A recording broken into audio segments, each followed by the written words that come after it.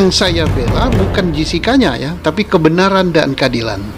Siapapun pelakunya, saya mencintai itu. Kenapa?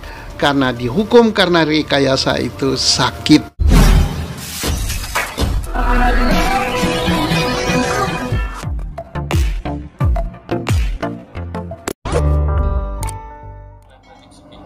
Makanya kita minta ke majelis hakim untuk diberi kesempatan untuk revisi besok, karena kita melihat jawabannya sudah sesuai prediksi bahwa sudah menyangkut pokok perkara, ya.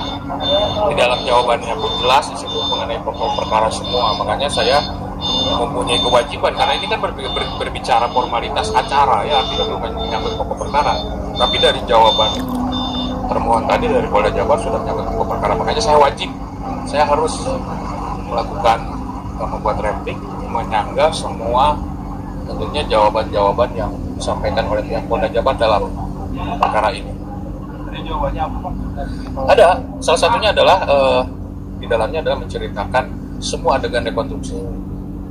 Semua adegan rekonstruksi disampaikan Ginjai. Saya pikir itu sudah menyangkut pokok perkara, tidak perlu disampaikan di sini, karena kami dalam hal ini ya mempertanyakan penetapan.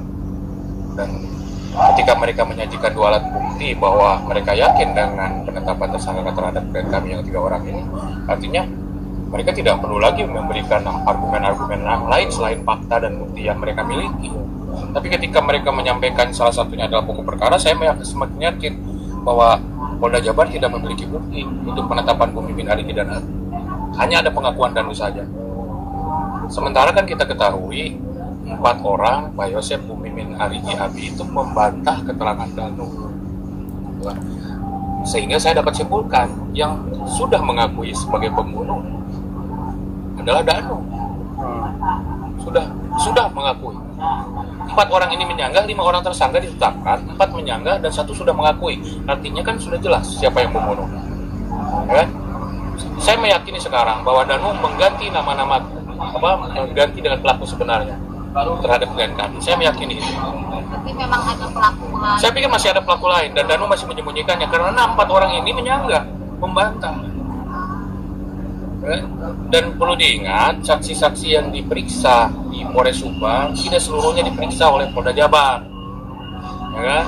Termasuk saksi yang meringankan Fadil dan Ramdan itu karena kita sodorkan, karena saksi itu yang menemani Arigi semalaman.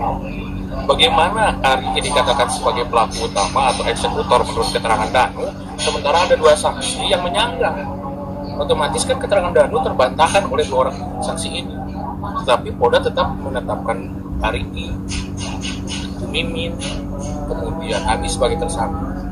Berarti penegasan aja, berarti tadi jawaban kenapa ditetapkan tersangka itu karena itu sudah masuk pokok perkara. Ya, saya pikir jawaban yang disampaikan oleh pihak Polda Jabar bukan itu yang kita harapkan.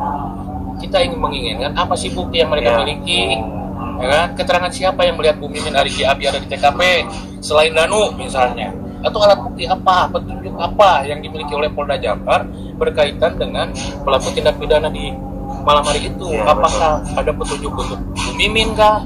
Ada untuk Danu kah? Untuk Arigi atau Abi? Ada nggak tidak itu? Yang kami tanyakan itu hari ini, yang ternyata itu hanya ada pengakuan Danu. Dan persis itu diceritakan dalam rekonstruksi yang 95 adegan. Ada jawabannya. Jadi otomatis saya harus menjawab. Saya sudah punya feeling sebelum baca itu pun kelihatannya ini akan pokok perkara. Karena sumbernya adalah keterangan Danu, otomatis ya pokok perkara.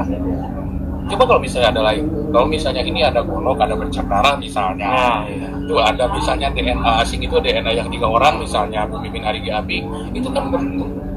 Tapi kan itu tidak ada. Yang ada itu sampai hari ini yang disodorkan oleh Polda Jabar adalah pengakuan Danu. Hanya pengakuan Danu. Satu saksi bukan saksi. Jadi tidak ada yang konkret banget. Sampai sejauh ini saya belum baca semuanya, tapi saya melihat itu ada rekonstruksi lah yang dijadikan argumen oleh pihak Polda Jabar seolah-olah penetapan tersangka terhadap Bumimin, Arigi dan Abi itu valid, memenuhi 2 alat bukti. Makanya konyol kalau misalnya tiba-tiba ini tidak diberikan kembali berkasnya ke Polda Jabar kembali ke Jati. Karena 2 alat bukti sampai hari ini belum terpenuhi. Bang, jika ini berandai-andai Bang ya, jika klien Bapak di persidangan ini misalkan menang, apakah status tersangka klien Bapak bisa berubah. Ya, yang kita mohonkan untuk membatalkan penetapan tersangka, artinya status kalau misalnya ini dikabulkan, kita uji penetapan tersangkanya, dan kalau ini dikabulkan, artinya kan status tersangkanya harus dibatalkan. Apakah itu satu paket dengan Pak Yosep, Pak? Kita lihat nanti ya, kita lihat nanti langkah dan selanjutnya. Saya lihat di proses ini seminggu ke depan, dan yang jelas dari jawaban Polda kami sudah dapat pemahaman bahwa penetapan Muslimin hari dan Abi hanya didasarkan kepada pengakuan Danu. Ya, satu orang. Ya, siap. Jadi untuk persiapan besok kalau Ya kita jawab. Replik, besok replik, Kamis kita menyiapkan pembuktian. Bang, izin Bang untuk besok, untuk replik bisa dibacakan barangkali Bang?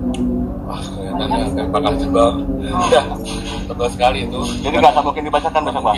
Hanya di bentuk lembaran aja Bang? Hari ini aja kalau tidak salah, mereka itu 30 lembar. 30 lembar. Kami harus menjawabnya kurang lebih kan bisa dibayangkan. Ya. Paling tidak mungkin 15 sampai 20 lembar. Untuk hari Kamis saksinya ada nggak? Ya, enggak, saya ada saksi ahli, saksi ahli, kemudian ini surat yang akan kita sampaikan. Bisa disebutkan Pak saksi ahli? Dan saja ya.